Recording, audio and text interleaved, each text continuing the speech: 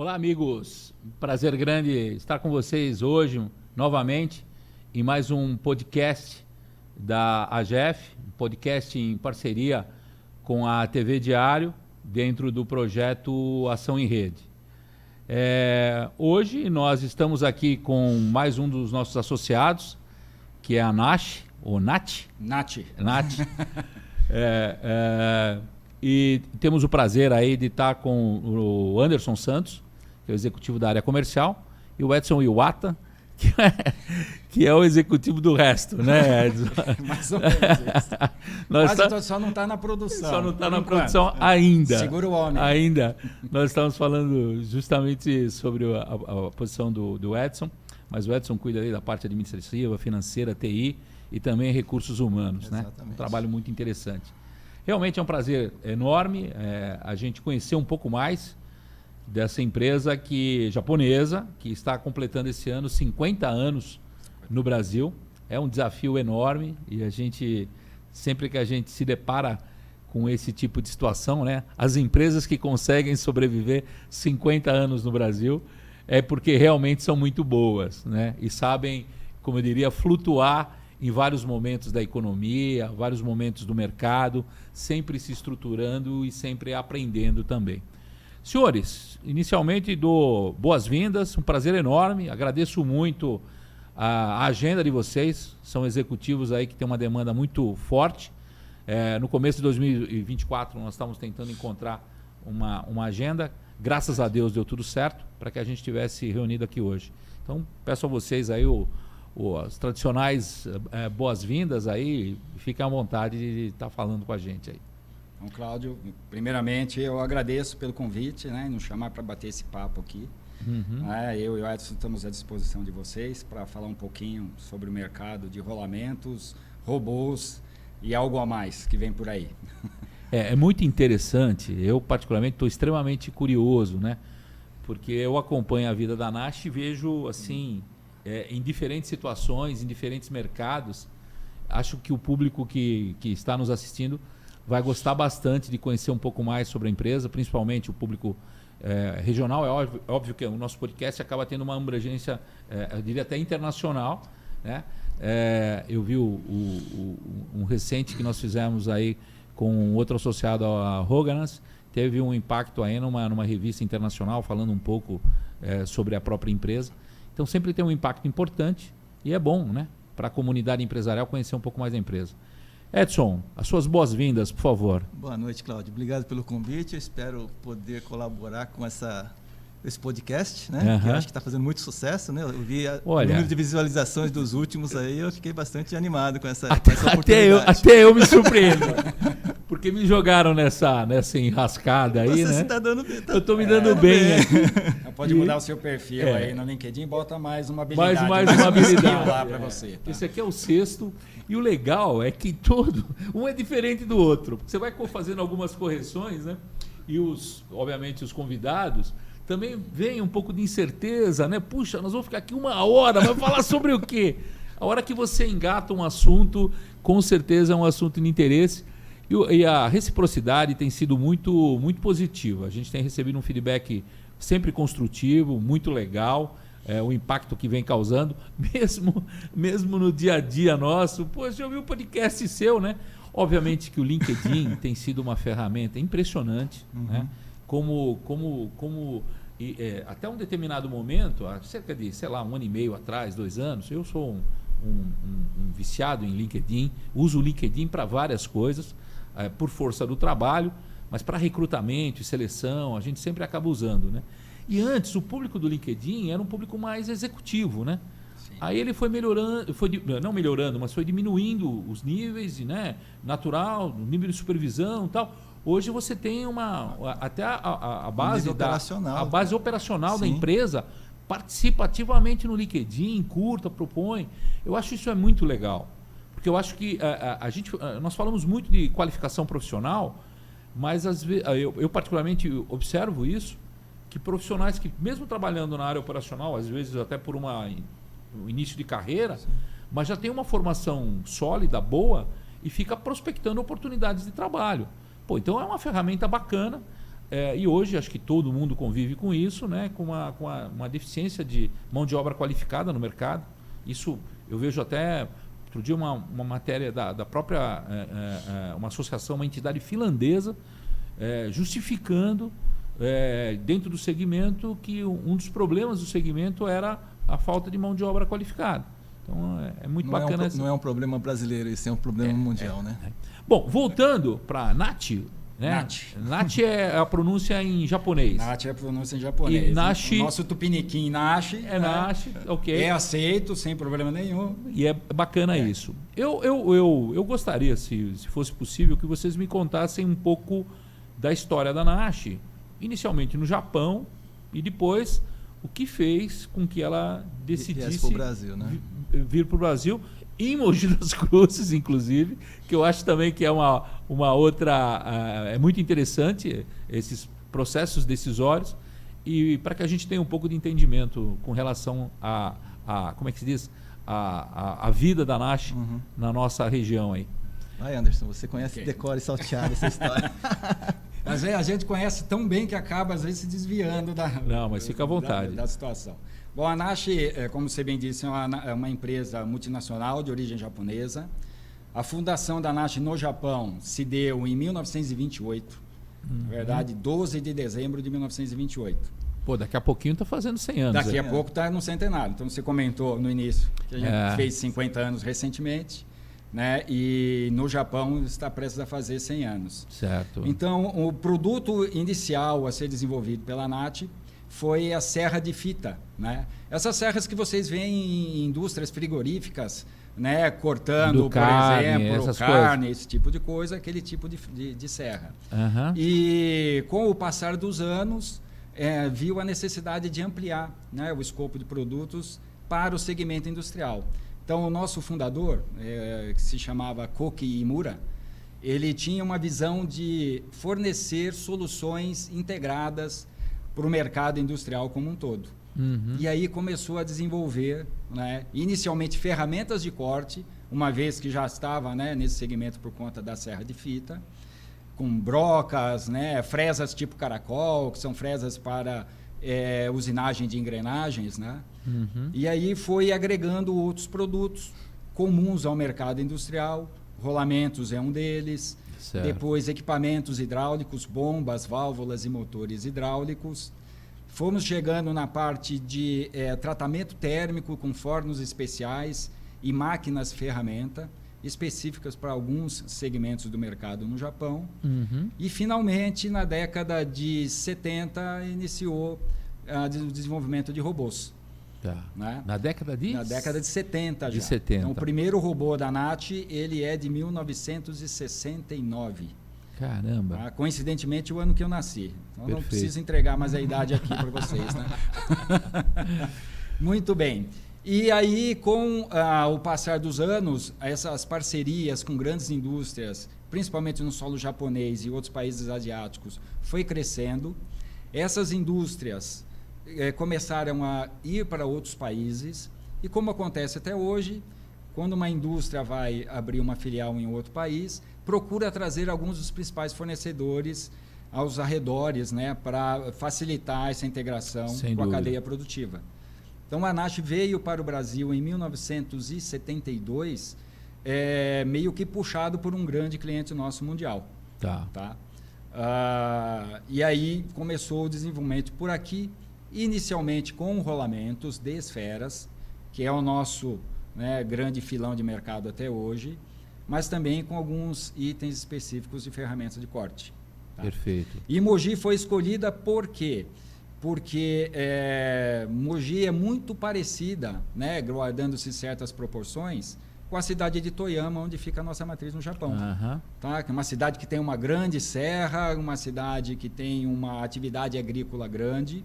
Toyama é cidade irmã de Mogi ou não? Toyama se transformou em cidade em cidade. Poxa, que bacana isso, hein? Ou Mogi se transformou em cidade irmã de Toyama, né? É verdade. Com o passar dos anos. Então, eles têm esse cuidado também, né? Caramba, de procurar essas similaridades para ter um contexto que leve mais para o sucesso. Acho que deu certo depois de 50 anos, né?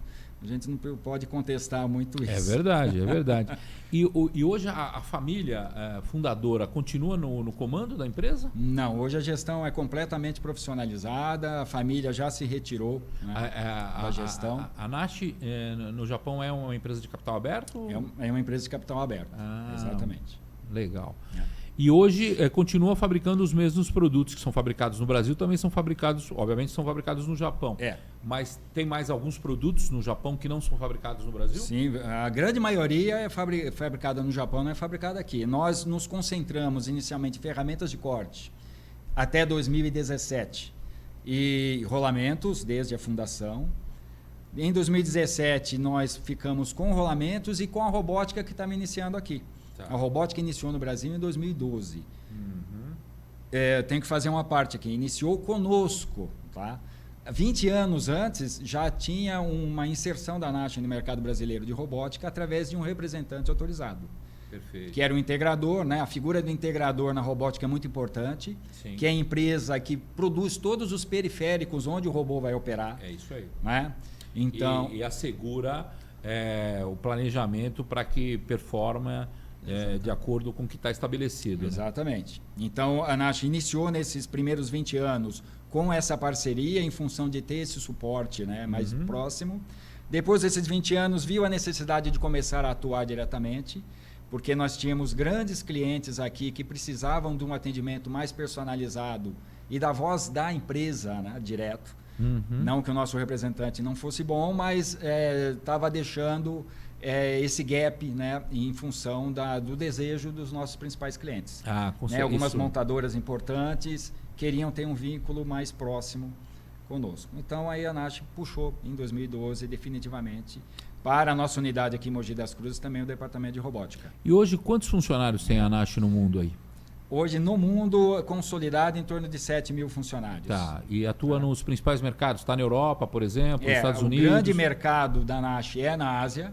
Tá. Então, 80% da venda do grupo está lá, entre Japão, China e outros países asiáticos, Taiwan, Tailândia, Índia e alguns outros. E o carro-chefe é rolamentos ou é robô? Rolamentos é o carro-chefe com 33% de participação da venda consolidada. Puxa vida, hein? Em segundo lugar, vem equipamentos hidráulicos, com aproximadamente 17%, e robôs, que cresceu nos últimos anos, hoje ocupa a terceira posição, com 13% das vendas. Eu acho assim que eu vejo até pela própria China, né? O mundo, eu particularmente acompanho isso, não só eu sou economista pela necessidade, mas também é um processo muito interessante de evolução.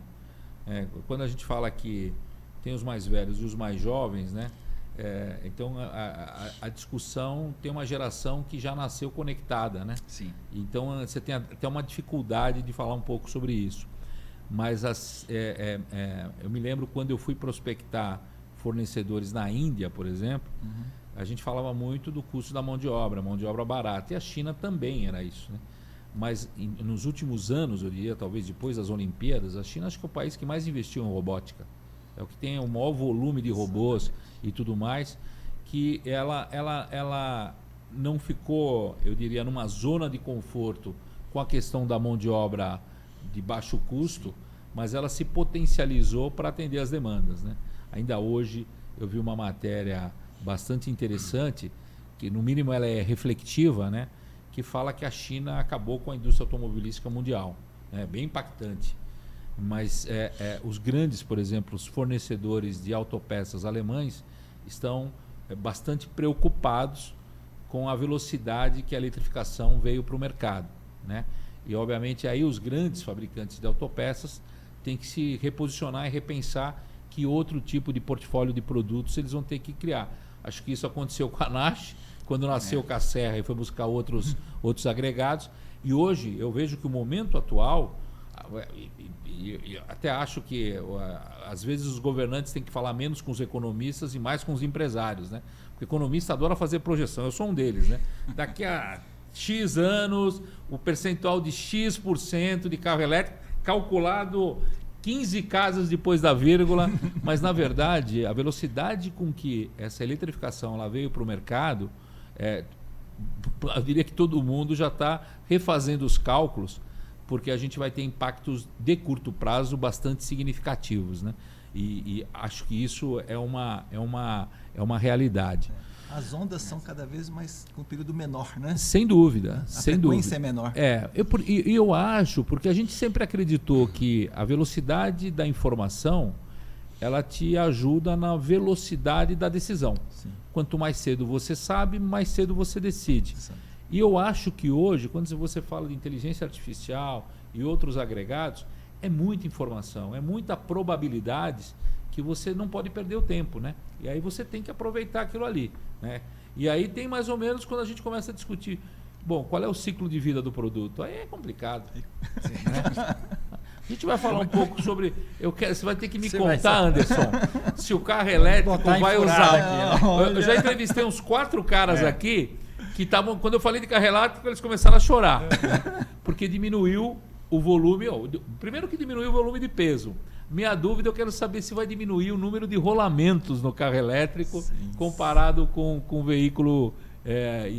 a combustão aí, né? Porque é um impacto muito forte. Sem dúvida, né? As projeções mais otimistas aí dizem que a proporção de peças mecânicas, né, cai de 2.000 a 2.100 peças, a depender do modelo do automóvel, para 300. É verdade. Então você imagina o quanto, né, que esse mercado sistemista, né, que atua abastecendo as montadoras, está coçando a cabeça. Olha, você falou assim, Anderson, eu imagino a cabeça dos líderes empresariais, os heads, né? Os caras que estão no alto escalão, que tem que tomar decisões difíceis que às vezes eles nem sabem qual é a decisão. E por mais que eles contratem, quem ganha dinheiro numa hora dessa é consultoria, né? O consultor, até descobrir que ele te deu uma furada, ele já ganhou ganhou um monte de dinheiro. Planta mais dúvida do que dá certeza. Planta mais dúvida. Né? E aí depois ele vai sinalizando. Mas eu vejo assim, as pessoas não imaginam os desafios que uma empresa como a Nash, uma empresa multinacional, que você já está nos mercados, né? Você de uma certa forma tem que oxigenar esses mercados de produtos, né? E soluções, e muitas vezes você não consegue, né? Eu estou com o mercado consolidado hoje, amanhã eu já não sei mais. Porque, verdade. Como o Edson disse, as ondas vêm cada vez mais rápido e vem tipo tsunami, né? Na verdade, o conceito de startup numa hora dessas ele é válido, né? Sim. Porque você avalia sempre que o sucesso de uma startup é quando ela é vendida pelo preço que você acha que ela vale, né? Então não adianta você esperar o mercado cair para tentar vender a sua empresa, né? Aí você tem que aproveitar a onda. Você começa a ver as fusões, né? É o que a gente enxerga aí e vê todos os dias. E é impressionante. Em todos os segmentos, todo mundo está se repensando, né? Para ver para que caminho eu diria que a vida segue aí, né? Me fala uma coisa, no Brasil hoje, vocês são muito fortes na questão de rolamentos aí, na área de motociclista aí, vocês são, que é um mercado que cresce... Nossa especialidade. Com vontade, né? Cresce na taxa de 15% ao ano porque falta moto. Falta moto. Cara, eu vi, acho que um ano passado... Eventualmente crédito, né? Bom, isso é verdade. Você pega uma fatia da população que não tem acesso ao crédito. Não tem a crédito. E é o grande filão das motos, são as motos baixo cilindradas, né? Aí alguém inventou o fast food, o iFood e o motoboy. E nessa Nash foi no vácuo ali e tal. É aqui que eu vou vender rolamento. Mas nós já vendíamos muito bem. Nós somos parceiros de um grande fabricante aqui, um dos maiores. Pelo menos é o maior no Brasil. Há 50 anos e outros que vieram depois, né? Uhum. Nós atendemos as principais marcas aqui no Brasil. Então nós temos um portfólio muito sólido vinculado às montadoras, e isso nos leva para o mercado, né, com um nome muito forte. É muito forte. É o que não acontece em 4 rodas, por exemplo, porque nós não temos aqui um line-up de produção que atenda a 4 rodas. Por isso, eu cheguei a ser skinhead antes dos heads das montadoras, que vão chegar nesse nível, tá? Mas sem esquentar a cabeça com 4 rodas nesse momento. Puxa vida. Não é o nosso mercado de ação aqui. A nossa linha de fabricação ela é voltada para vários segmentos, inclusive algumas aplicações automotivas, mas não são as principais. Tá. Então, os rolamentos de embreagem, de roda, de transmissão, por exemplo, são criações da nossa matriz no Japão, e são vendidos para vários fabricantes ao redor do mundo. Né? Maioria asiático, mas também atendem GM, também atendem Ford, né? Enfim. Mas aqui no Brasil, nosso grande potencial é para o mercado de duas rodas. Nossa, é onde a gente o ano passado eu vi um número, 1.600.000 motos, é mais ou menos esse número. Na verdade, a produção de 2023, se não me falha a memória, foi de 1.400.000 motos. 1.600.000 é a demanda que nós temos aqui latente no mercado. Tá. Mas as montadoras não conseguem atender. Não conseguem? Ainda tem rupturas de fornecimento, né, de uma variada sorte aí de motivos, e as montadoras ainda não conseguem atender 100% da demanda. Então, você vai nas concessionárias procurar os modelos mais populares, a maioria deles tem 60, 90 dias de fila de espera. Esse ano tivemos aquele problema lá no Rio Amazonas, né, que várias fábricas ficaram paradas por falta de logístico, né? Então, isso reduziu bastante a produção. Eu falo que você tem que conversar com o empresário e não com o economista. Nós temos um dos nossos associados, ele é muito forte, tem uma fábrica dele em Manaus, sofreu pra caramba com a Covid, estava $9.000 aí o custo do frete do container, sim, quando normalmente era $1.000. Aí quando ele acha que está tudo resolvido, né? Nós tivemos, acho que o verão passado não foi tão forte, alguma coisa do tipo. O inverno também, né? Então a venda de ar-condicionado, de repente um calor absurdo, o rio seca. E aí eu falava com ele, a Eugênia, que é parceira nossa, eu falava com o Fábio me falava, vou verificar como é que está o nível do calado do rio, para dizer, porque você tinha que só carregar meio navio, exatamente. Você não podia carregar o navio inteiro. E eu fiquei impressionado, porque eles trazem pela costa brasileira, né, até Porto de Santos, e aí vem para Mogi das Cruzes. Então é impressionante. Agora, hoje, eu vi uma outra notícia, né, que o tráfego internacional de navios está ferrado também, com os problemas dos ataques ali no Iêmen, alguma coisa do tipo ali. Não tem como. Então você está aumentando em não sei quantas milhas, acho que 300 milhas, me deram um número absurdo, eu não sou marinheiro para fazer o cálculo, só sei que com certeza o cliente vai pagar essa conta. Sim. Aumentou o transit time, você faz os seus desvios, vai ficar mais caro o frete. O custo do container vai aumentar, não tem a dúvida. O container não chega, né, onde deveria para fazer as trocas do vazio pelo cheio, aumenta como aconteceu na pandemia. Exato. Tem empresa que fica lá só na espreita vendo algum argumento para aumentar o preço. Tem algum argumento, exatamente. Choveu muito, choveu pouco, agora... Cara, mas é impressionante. Imagina você tentar fazer planejamento em cima disso, entendeu? É loucura. E eu entendo que a grande maioria das motos, hoje, acho que todas as marcas são fabricadas em Manaus. Todas. Estou errado ou não? Estou certo. Certíssimo. Quem estava ainda aqui em Guarulhos já mudou para... Já mudou no Nordeste, já mudou para lá. E estou imaginando que já vem uma espécie de um CKD montado de lá, né? A grande maioria, sim. Na verdade, Manaus tem o tal do PPB, né? Sim. Que é a participação do produto brasileiro na montagem, né, do que é fabricado por lá.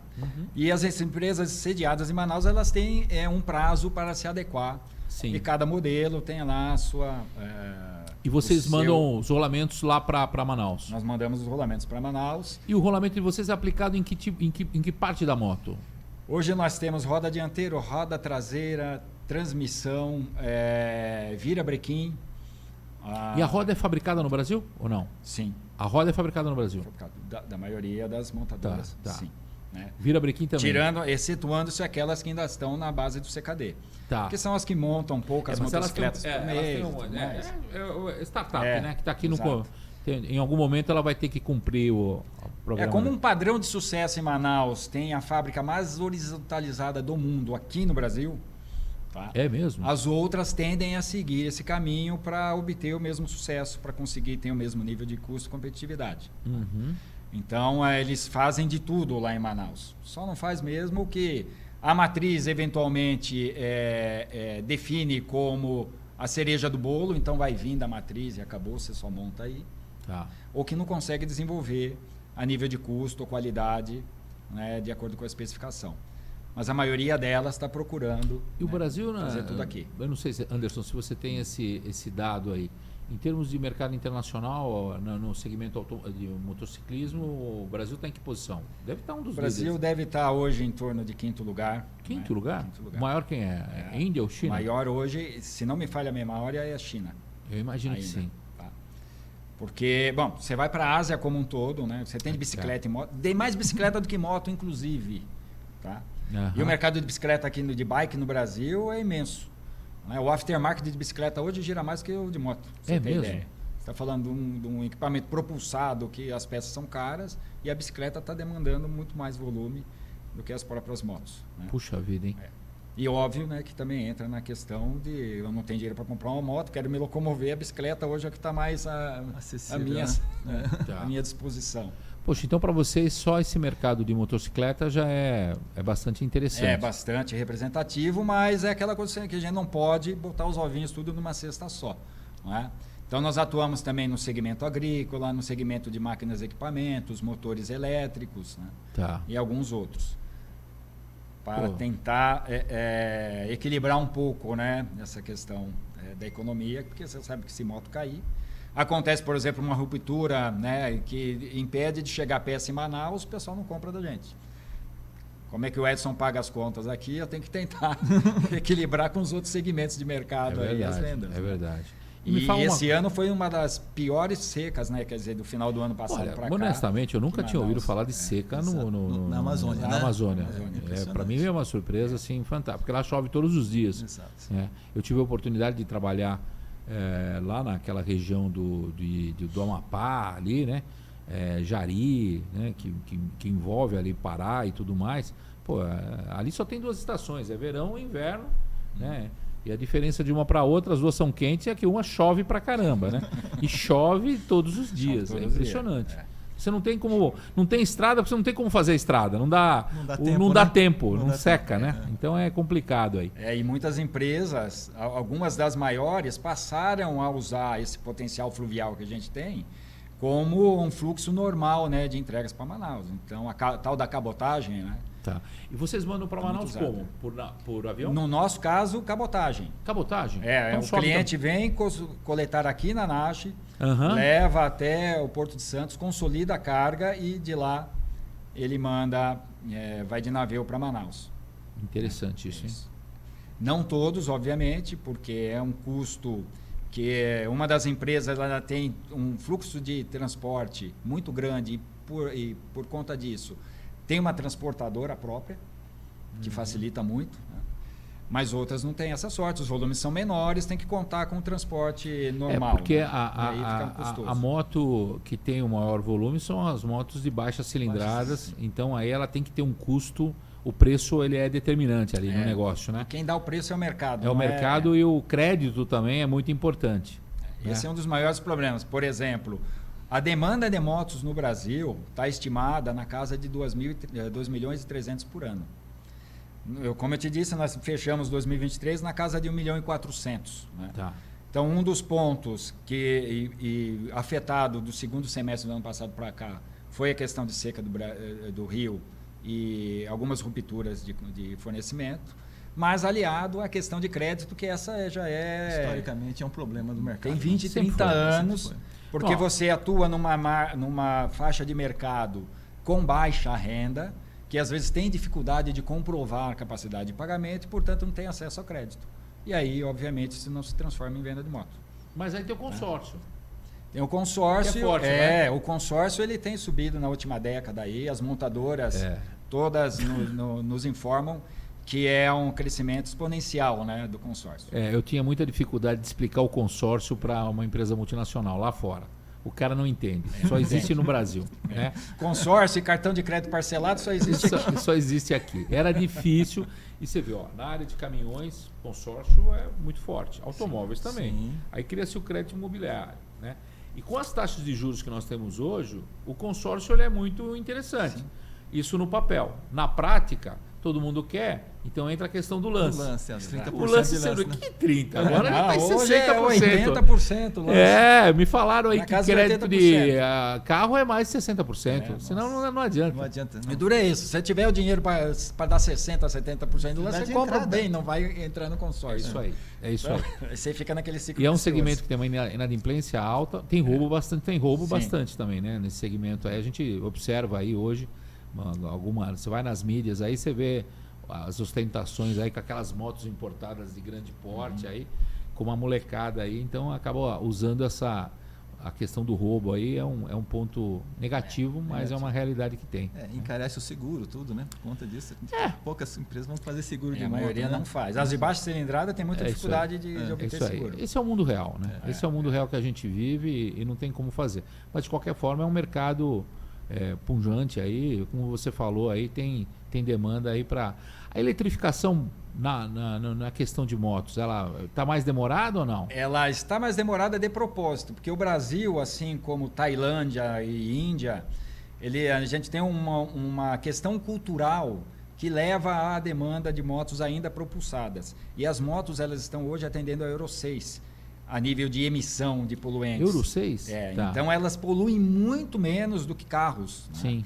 Então a gente tem uma sobrevida aí de motos a propulsão.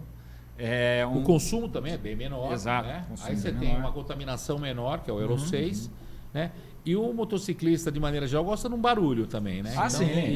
O carro elétrico você não vai... As motos de alta cilindrada, que é as que estão chegando primeiro na eletrificação, elas vão ter que ter algum sintetizador lá. Você pega uma BMW, por exemplo, uma Harley Davidson, por exemplo, sem aquele ronco deles. Né? Não adianta. Não tem graça. Não tem graça. Você tem um monstro daquele sem o ronco. Isso tem um impacto negativo. Talvez as novas gerações aceitem isso.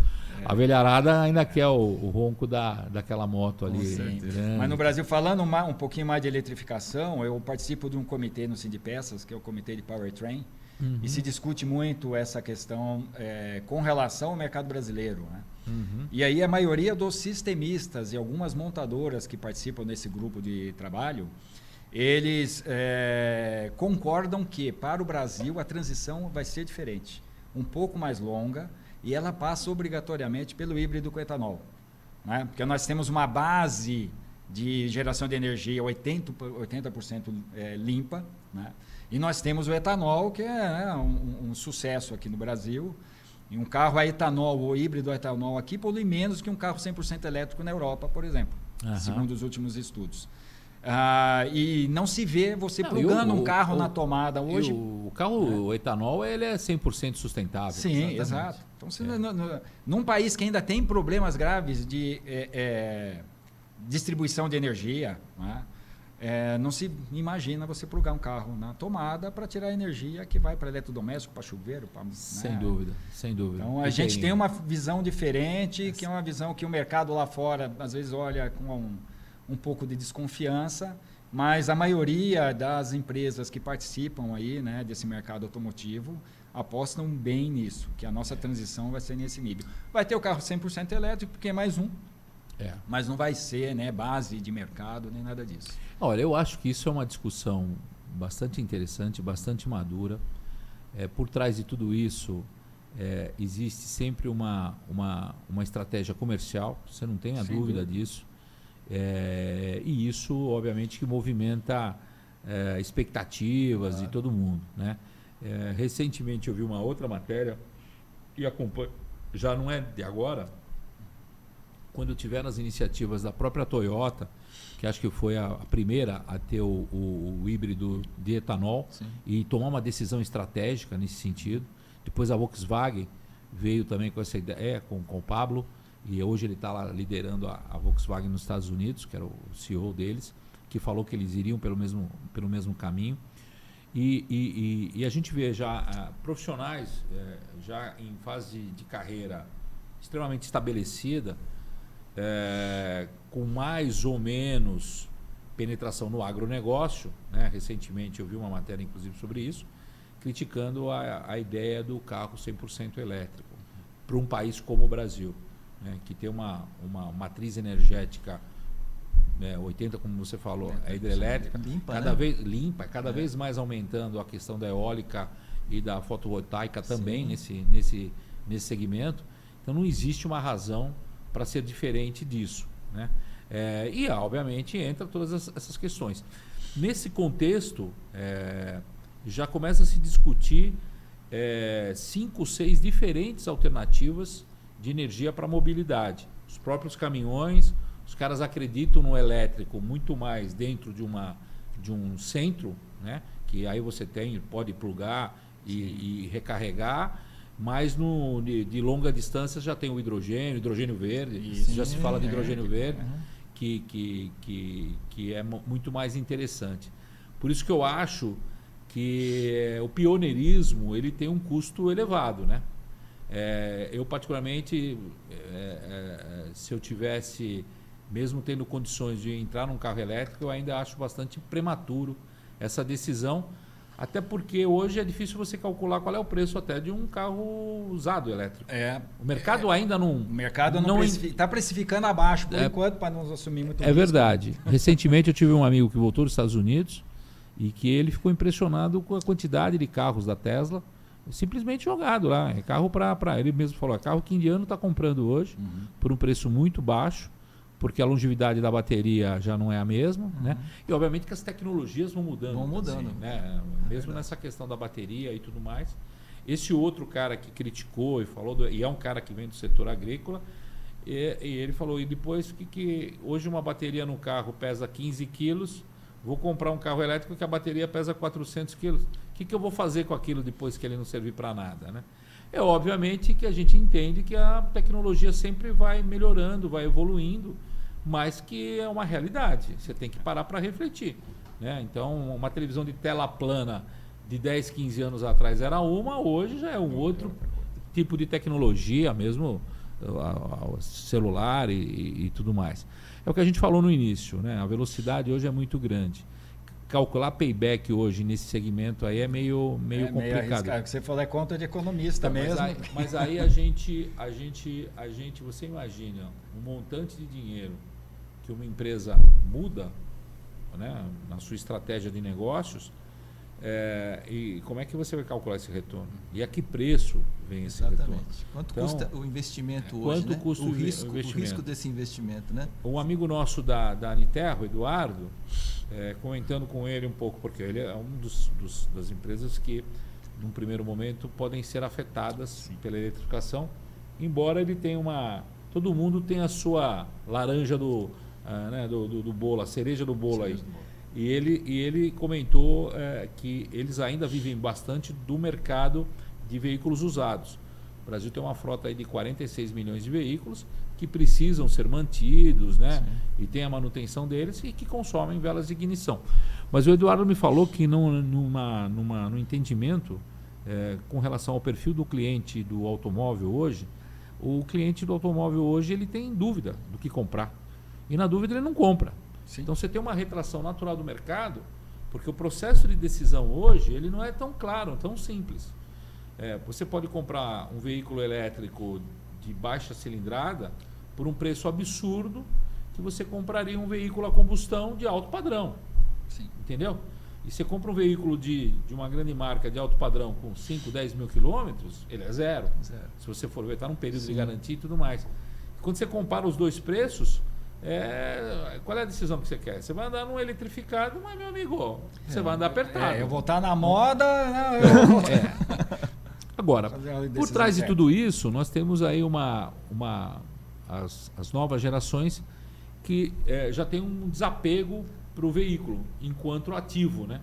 E isso é muito claro também, entendeu?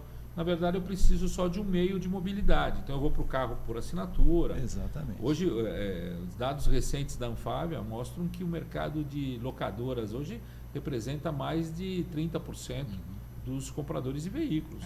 Quando há 10 anos atrás era 5%.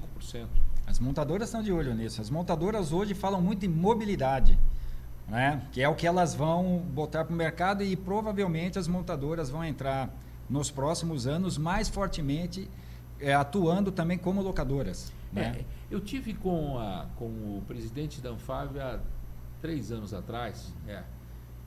Na época eu estava desenvolvendo um trabalho para a prefeitura aqui de Mogi das Cruzes. Nós fomos conversar lá e falar, depois do carro elétrico, qual era o próximo, né, a oportunidade de negócio. E ele me disse claramente, falou, nós, montadoras, nos arrependemos de não ter tido a ideia do sem parar. Que você vê o quanto, aquela ideia do bolso que eu te falei, né? Quanto o cliente tem no bolso para gastar. Porque hoje já tem veículos que saem com sem parar. Sim, né? As locadoras mesmo aproveitam disso. Que é essa questão da tecnologia. E hoje, o que ele disse para mim foi muito claro. Cláudio, a ideia do veículo hoje, ele tem que se tornar um provedor de serviços. Você tem que sentar no carro, você tem que ter um Bluetooth, você tem que estar ligado, você tem que falar com viva voz, você tem que conversar, você tem que ter algum tipo de entretenimento seguro, obviamente, mas o veículo nada mais é do que um provedor de serviços. E é o que a gente vê hoje, né? As montadoras, porque imagina um engenheiro de uma montadora, porque uma coisa é o que o Edson valoriza enquanto estética do carro, cor, visual e tudo mais, no carro que é dele. A hora que ele vai locar o carro, ele está muito mais preocupado com a infraestrutura de serviço que o carro tem. O carro tem Bluetooth? Eu preciso. Né? Ele tem o Google Maps, ele tem, tem conexão, o CarPlay, tem a conexão e tudo mais. Entendeu? Ele tem quantos airbags? Né? Então, aí você vai para outros agregados que, se fosse o teu veículo, não seriam prioritários. Exatamente. Entendeu? Pô, o engenheiro que tem que projetar o carro, então ele tem que pensar na locadora e tem que pensar no cara que vai comprando enquanto ativo. Não é uma... não dá para pensar só hoje em engenharia e design, né? Você tem que ir um pouquinho além. Isso na cabeça dos engenheiros é um desafio muito grande, que a gente percebe isso. Mas são as mudanças de hábitos que a sociedade tem que estar preparada para isso. Né? Então, e não tem como. Hoje o cara, ele abre mão de... A renda, pelo contrário, até caiu, mas ele aumentou o gasto, porque agora ele paga provavelmente lá a TV a cabo dele, ele paga o celular dele e tudo mais. Então você vai migrando nas comodidades. Nas comodidades que obviamente agregam valor para ele. Anderson, muito interessante isso. Vamos falar um pouco na parte de robótica, cara. A gente fala que a gente está na indústria 4.0, mas tem empresa que ainda está na 1.0, na 2.0. No 0.0. No 0.0. E o empresário, principalmente o empresário nacional, né, que é aquele cara que quando ele gasta, o bolso treme, né? Porque a diferença... Eu tenho feito alguns projetos para empresas familiares e já trabalhei muitos anos em empresa multinacional, né? E eu acho muito interessante você pegar essa miscigenação de culturas aí e começar a entender o europeu, o americano, mais o cara que é empresário, né? O empresário, ele não está preocupado com o budget, ele está preocupado com o bolso dele, né? E ele não está preocupado com o EBITDA dele, ele está preocupado com o caixa dele, né? Mas mesmo as multinacionais, no final do dia, o que vale é o caixa. Que vale o caixa. Que o caixa te dá. Realmente é uma oportunidade grande de você comprar melhor. Né? Não vou dizer que você vai editar o preço, mas você vai comprar melhor, vai barganhar melhor e te dá uma tranquilidade de saber vender na hora certa, não ficar desesperado que tem que vender para pagar as contas, né? Então o caixa é sempre muito, muito importante. E o empresário, a empresa familiar, ela se desespera. Nossa, quer dizer que eu tenho que ir para a indústria 4.0, vou ter que jogar tudo na nuvem. Onde é que eu compro essa nuvem aí, né? Quando é que ela vai passar aqui? Dessa nuvem, como é que eu pego na nuvem e tudo mais? E a gente sabe que, na verdade, o desafio você vai eliminando step a step, né? Você tem que passar pela fase da automação e tudo mais. A robotização também é um processo, não vou dizer lento, mas é um processo de aprendizado, né? Como é que você faz isso? E a gente tem um problema cultural aqui, né? Que você fala de robô, é tudo muito caro, né? É tudo muito fora de acesso. Sim. E um dos pontos que nós assumimos a partir de 2017, uma nova visão aqui, porque até 2017 nós tínhamos uma visão de atendimento que vinha do Japão, que era dar suporte, né, assistência técnica. Vocês não vendiam ou vendiam? Não, nós vendíamos, mas só para alguns clientes pré-determinados, né, que já eram contatos do Japão à época. E nós estávamos aqui basicamente para dar assistência técnica para esse pessoal. E vender peça para reposição. E vender peça de reposição.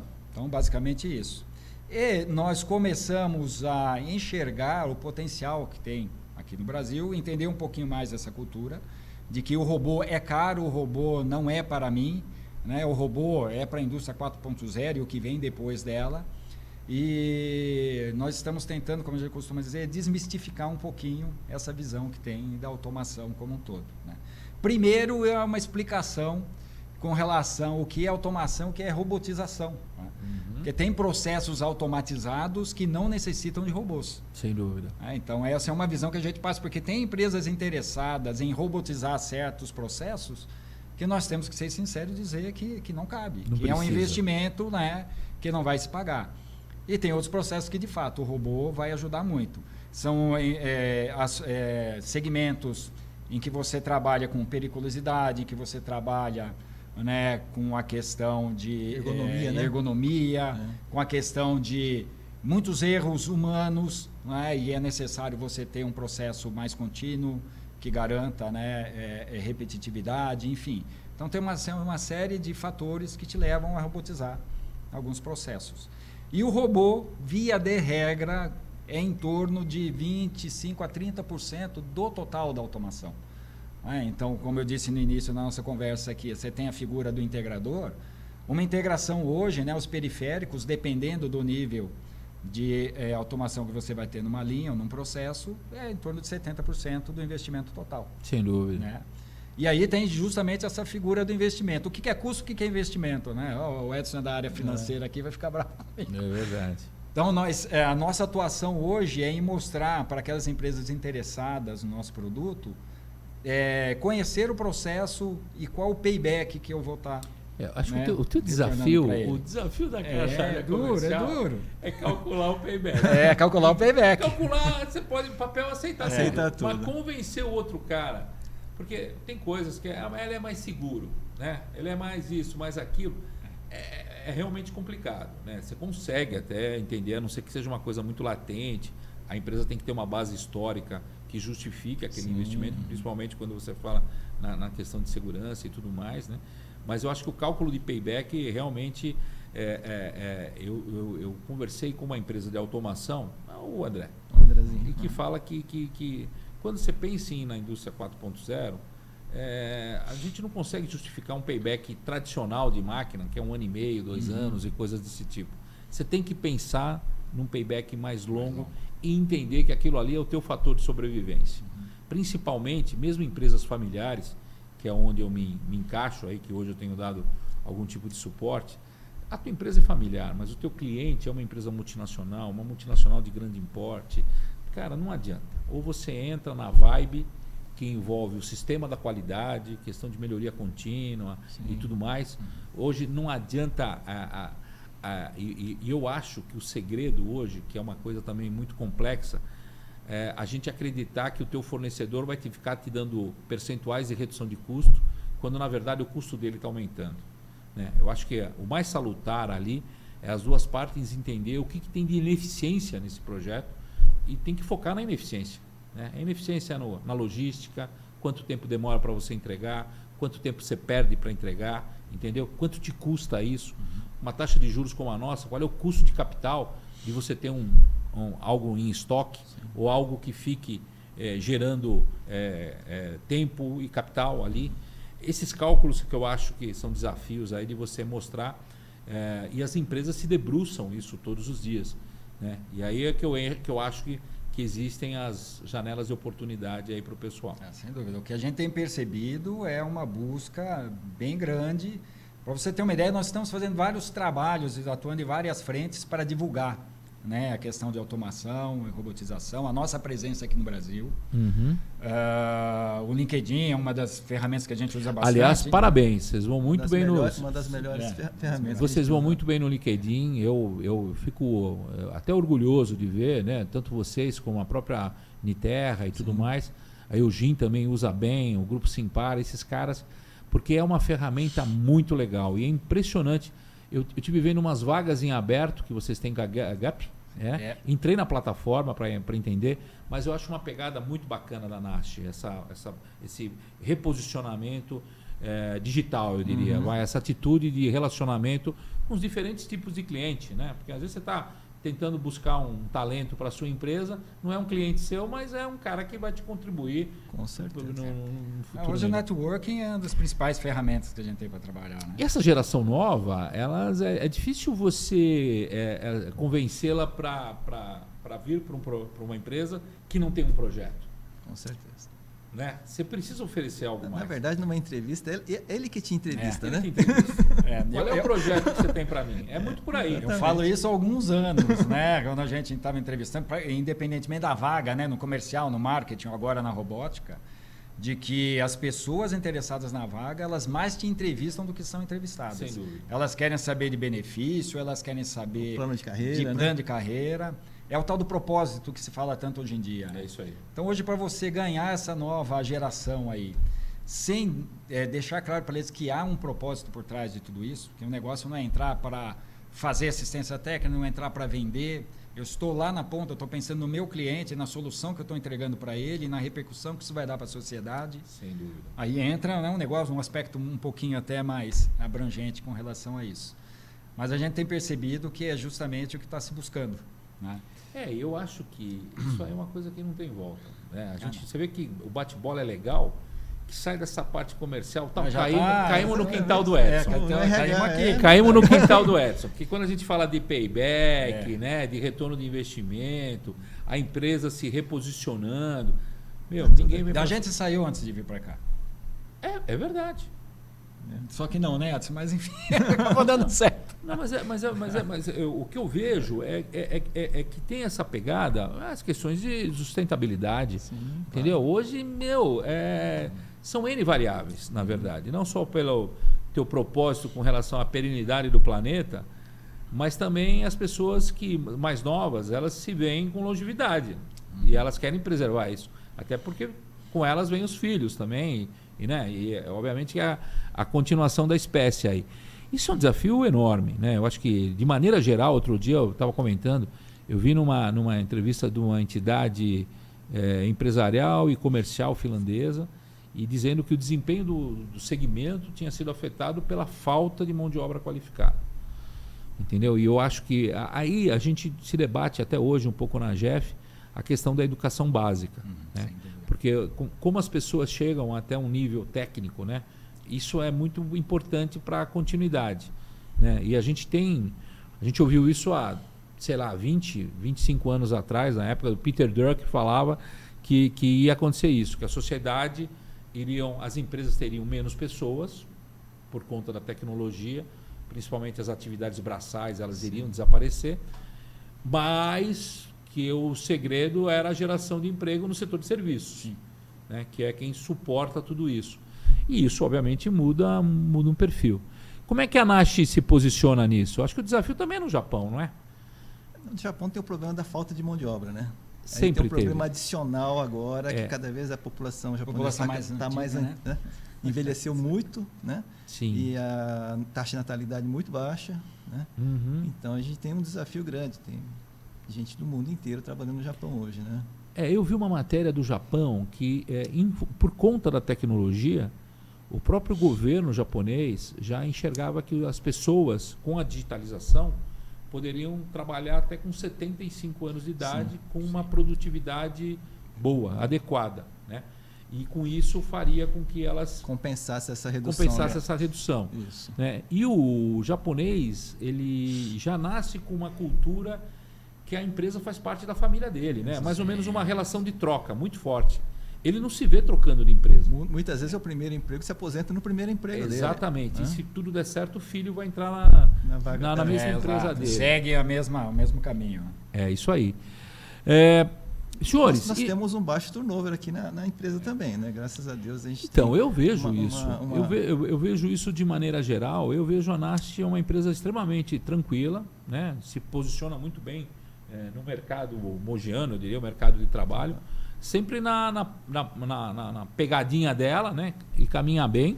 Hoje, quantos empregados vocês têm hoje a nível? Diretos nós temos aí cerca de 140 funcionários. Tá. E somando os indiretos? Deve dar uns 200 mais ou menos, né? Por aí. Vocês trabalham com representação aqui também no Brasil? Representantes eu tenho em alguns estados mais distantes, sabidamente Norte e Nordeste. Né? Porque a nossa equipe é muito enxuta, sempre foi. Eu estou na empresa há 34 anos, sempre trabalhei com equipe enxuta. Né? Tá. Então, facilita muito a nossa vida para o aftermarket termos representantes comerciais em alguns estados mais distantes. No eixo sul-sudeste, todo o atendimento direto nosso. Putz. Que é onde estão os maiores clientes também, inclusive as indústrias. Né? Tá. Então nós tomamos um cuidado especial nesse tema. Agora, Anderson, se você puder, até porque o nosso tempo, você viu que o tempo vai passando. Sim, voa, né? Se você puder me dar um spoiler ali, vamos chamar. Antes era boato, né? Fofoca, agora mudou o nome, é spoiler. Essas próximas gerações de robô, com a vinda forte da inteligência artificial, como é que você imagina que esse segmento de robótica terá a sua continuidade aí? Vai? Primeiramente, os robôs tradicionais, que são o que a gente chama de robôs industriais, falando aqui em termos Brasil, né? Vou te dar um número interessante, porque no Brasil nós temos um levantamento do meio da pandemia para cá, nós temos 12 robôs a cada 10 mil trabalhadores. E a China tem 133 robôs a cada 10 mil trabalhadores. É impressionante. Então é só essa diferença de robô per capita, né, que a gente... O Brasil aqui. É quanto? 12? 12 a cada 10 mil e a China 133 a cada 10 mil. Então você vê que a gente tem um longo percurso aí, né, para andar. Para a nossa indústria estar minimamente equilibrada, não só com relação ao custo do Brasil, que é uma outra história, não vou entrar nesse nesse mérito. Você acha que isso, pelo menos do meu ponto de vista, um ponto importante nisso são as políticas governamentais? Sim, sem dúvida nenhuma.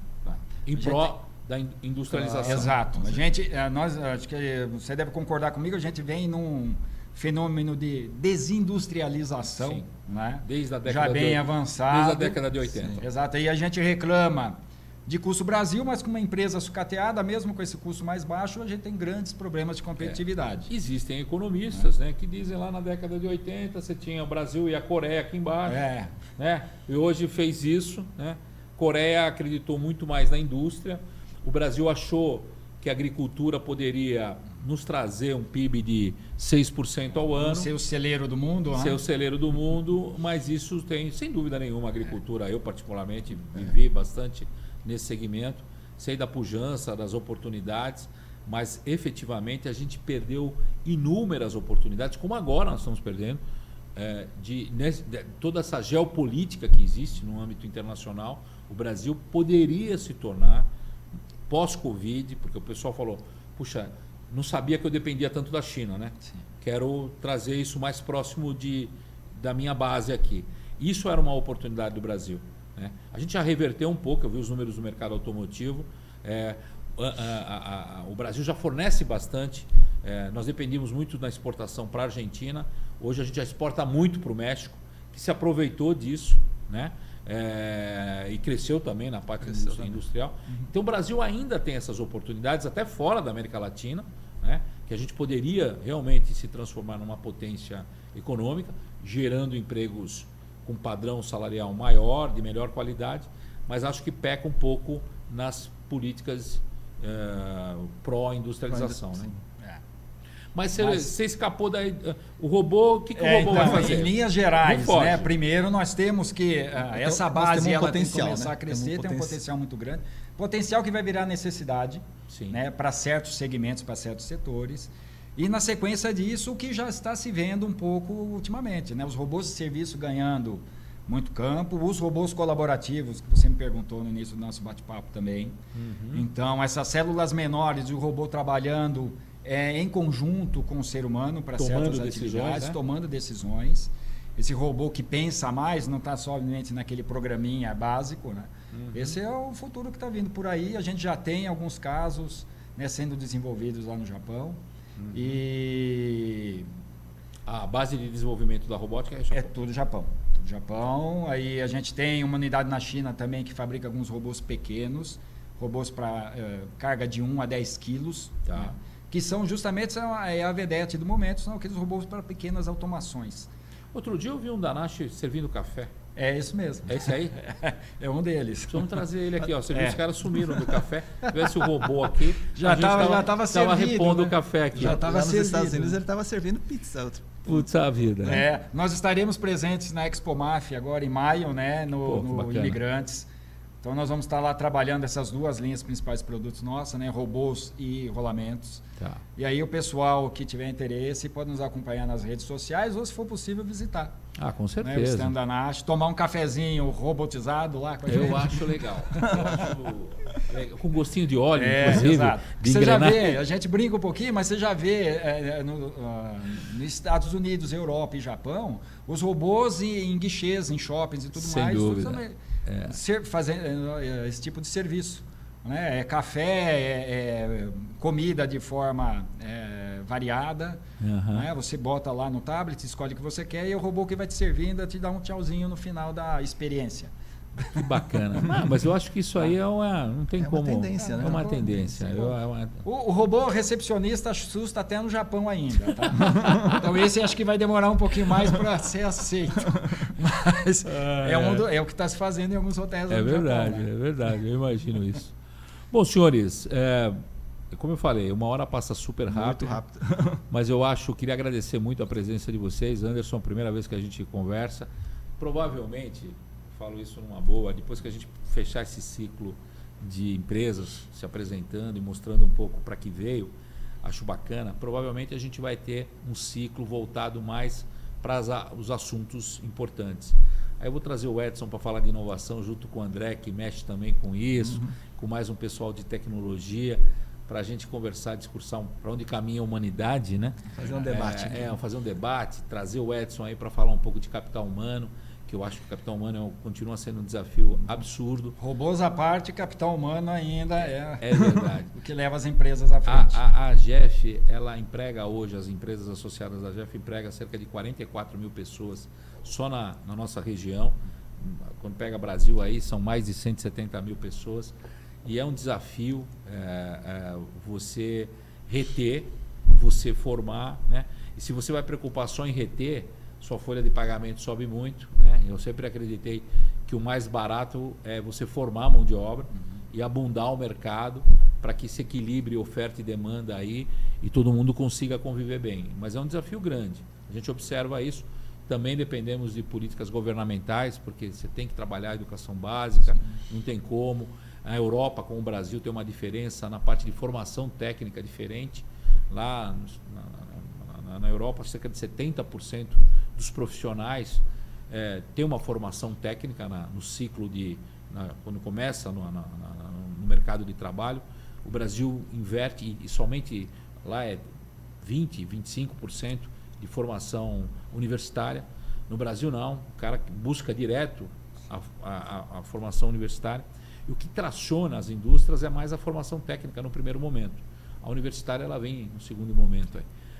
Mas, senhores, agora eu gostaria das despedidas de vocês. Para mim, do meu lado, foi um prazer enorme conhecer um pouco mais da NASH, né? Já conheci um pouco, fiquei bastante surpreso de uma forma positiva com as iniciativas, com o mercado que atua quietinha, como todo japonês, né? Quietinha, mas vai mordendo todo mundo ali. Vai comendo pelas beiradas. Para não queimar a língua, né? E aí eu dou a palavra a vocês aí para as despedidas aí, Anderson e Edson. Mais uma vez eu agradeço imensamente o convite, para nós é muito bom, é uma experiência nova, né, Edson? Com certeza. Nós temos 50 anos de mercado aqui no Brasil, mas pouco nós nos colocamos, né, para o mercado nos ver. Então nós estamos numa fase nova de investimento em mídias sociais e tudo mais, como você já pôde perceber. Parabéns. Né? E essa interação com a comunidade, né, que é muito importante para nós. Mogi, que acolheu a NASH há 50 anos atrás. Então é importante, nesse momento, a gente passar um pouquinho do que é a NASH Brasil, né, aqui, sobretudo para a sociedade mogiana, mas na sociedade como um todo. Vou contar um casinho bem rapidinho, que quando eu entrei na NASH, né, em 1989, junho de 1989, vim fazer uma entrevista com 20 anos de idade? 19 anos, tá? E me falaram que a NASH fazia ferramenta de corte. Eu cheguei para minha entrevista e o meu entrevistador perguntou: você sabe o que a NASH faz? Sim, pá, picareta, né? Ferramenta de corte é outra coisa. E eu acredito que você passou na entrevista. Eu fui contratado porque foi uma indicação. Porque eu teria perdido. Tá certo? Eu vou fazer um comentário em minha defesa.